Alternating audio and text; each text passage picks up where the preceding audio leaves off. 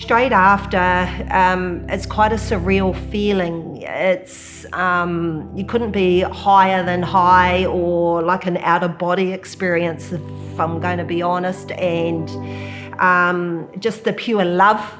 That's probably what I could explain it, and joy for everybody, anything, and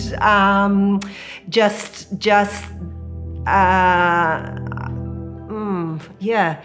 A month after you move on, you know, between a month to 6 weeks after you move on, and you're looking at the next campaign, and now maybe 2 or 3 years later, that's old news.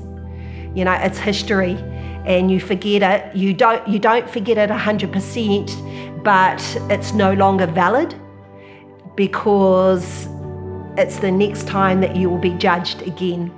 And once again, I think that's the beauty of being a coach and why we're in this job. It's the chase. Well, you got to know where you got to go. That's the first thing. Yeah, it's like you have to have a crystal ball kind of a mentality where you look at, like, we're now, you know, May 2022, and we've got a couple of years until the Olympics. What does that performance look like in 2.5 years' time? It's not about doing that today, but it's having a really, really clear vision of what does that performance look like, and then knowing where you're at right now, and then kind of imagining the steps that you need to take along that journey. And that just makes you like a little calmer in certain moments, because you know we're off course, but that's okay, because we're on track for where we're going. But it also makes you look at things and go, you know, we're not on track. There's work to do.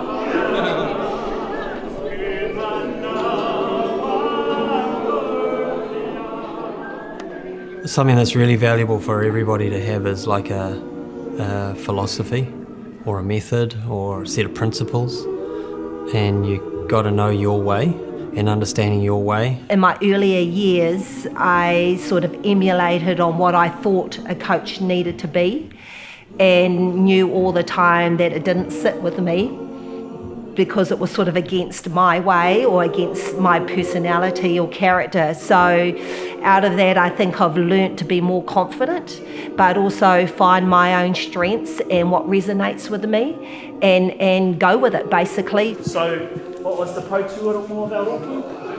Whenua, taiao, connection to place. Ka pai? And what are some other expressions of that? Manawaru, Manituke, Puketapu, you know, all of our places, huh? Aotearoa whānui, because we can start to stretch out like that. Pautoko manoa, like you fellas, us, our whānau, our nannies, our mariki. Who else? Our whānau, people who we're singing to, we want them to connect. We want them to feel us. Hey, who are we? There is definitely a difference in New Zealand and the coaches and our athletes, and time again you see the success, how we do punch above our weight. New Zealand have won the World Cup! New Zealand netball stand tall! What we do well is that we work with people, and I think that difference helps the potential, or to increase the potential of the athlete that we're working with, and to be able to front on the world stage. What are we putting up? Hey, what are we proud to put up with? That there is about us training the skills, haka, but we have to understand these things. Cool? So inside of all of our waiata, that's what I want us to be able to, I want to hear when we're singing, but I want to hear this. Yeah, cool? Let's go one more time, mate. I mean, in Tokyo, one of the things that helped us was everyone was clear on their role. So we had good people, we'd practiced a lot. We all kind of had our areas where we knew we needed to be in, and I feel like that helped us get a hell of a lot done with a really small team. I mean, we're all learning, I guess, about pressure And everybody reacts to pressure differently. you know, one of the things about the Olympics is that the pressure is like it's massive. Decisions become more important. Carrington. You have less time to make decisions. More people are getting more on edge. That's when you realise, or you know, everything that's happened beforehand is towards that time. It all comes down to this. If you can like be good in that moment, that's a really good version of pressure. Taurua. When the pressure is not good is when there's just too much for you to do. Where you may have been really useful to the team, you're actually useless. For me, I love it. I love pressure. That's sort of why I actually love my job. I have never seen a coach look so relaxed. I don't know, it was a really weird feeling. It was very calm and I wasn't too sure what that would relate to.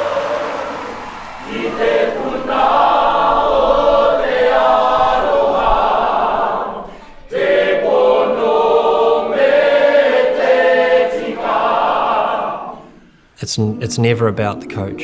I got told this good thing once, like it's not about you, but another guy said, yeah, it's not about you, but it's up to you. And it was quite a good way of like calling you back in, saying you need to look at everything you possibly can do to help them and to give them the best possible chance. And a lot of the time I'd be adjusting what your own behaviour is in order to help them better. It's sort of like your children.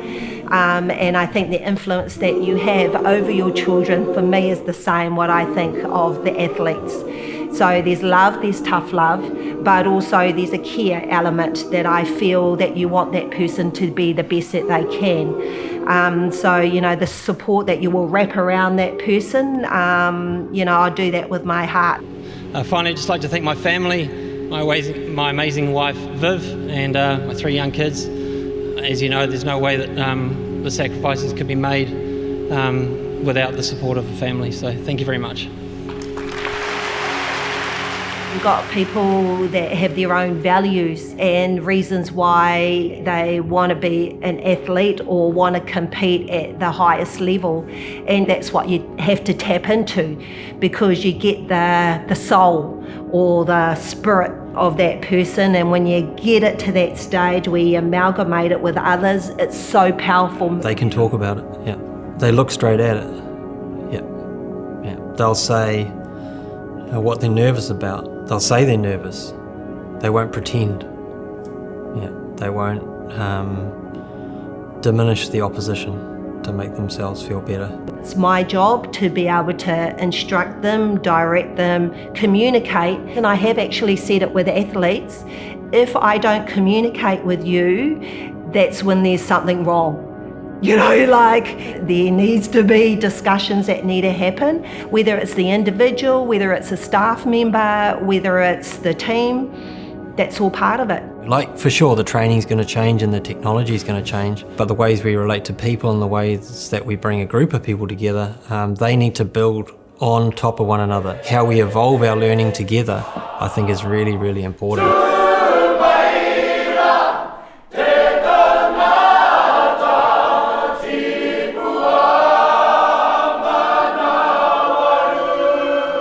Even in the last week, you can learn so much. That's when your antennas are up and you're really ready to learn. Like, I've got to outlearn. If I can outlearn my competitors for the next 5 days or 2 days or 3 days, there's huge opportunity in there, because people just, they stop. So you can never stop learning about that, because there's so much more that all of us are capable of. The fire is important because at the end they know. People know. So it's no use going in, like kumbaya. You know when things are happening and they're not happening. So fire is fine. Emotion is fine. It's just making sure that it's directed and it's clear and that there's an outcome. Can you tell me what 1 to 3 does? Can you tell me what they look like?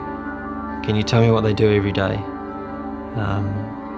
And if they can describe all of that in really good detail, because you can ask those questions and you can work out, okay, I think that might be the problem. You think you want to come third, you have to aim for first. Yeah.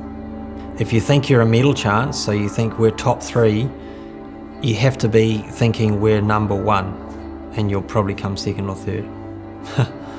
And if you think you're going to win, you have to be confident by how much will you win. And you need to have like at least 1% better than your next competitor to be confident that you're going to win. Yeah, if you think you're going to get top 3, you're going to come 5th. That's a rough rule of thumb that I've found to be pretty consistent. But it's all one-way traffic for Carrington. Wham! What a finish! No praise is too high.